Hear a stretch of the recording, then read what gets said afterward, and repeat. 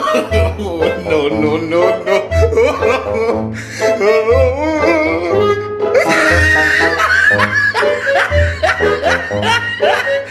Aisel! Oh, ano na naman? Yag-yag ka na naman, kaaga-aga. Isasangla ko muna ito sa iyong kawali, ah. What? O bakit? Ang scatter mo na naman. Wala nga akong pangkasya, huwag ka pating maingay at baka marinig tayo ng mga kapitbahay. O di, hinaan ko lang ang boses ko. Magkano? 300 lang. Pag ito ay sinap lang mo sa apoy, ay ito ay nainit agad, kaya tipid sa gatong. Di ba pwede nito 50 na lang? Ay hindi pwede, kasi mahal din ang kuha ko nito.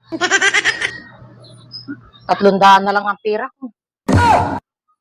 Malay mo pumaldo, balik ko rin kagad sa iyo at tubusin ko kaagad yan. Pero, pag 2 araw na hindi ko pa natutubusan, sa iyo na yan. Salamat ha. Ikakasin ko nito, baka pumaldo. Ay, Sil!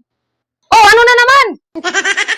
Pag gagamitin mo pala yung sinangla ko sa iyong kawali, ipatagilid mo. Butas pa lang kabila niyan. Yan ang sinasabi ko. Ay, mahal. Oh, no.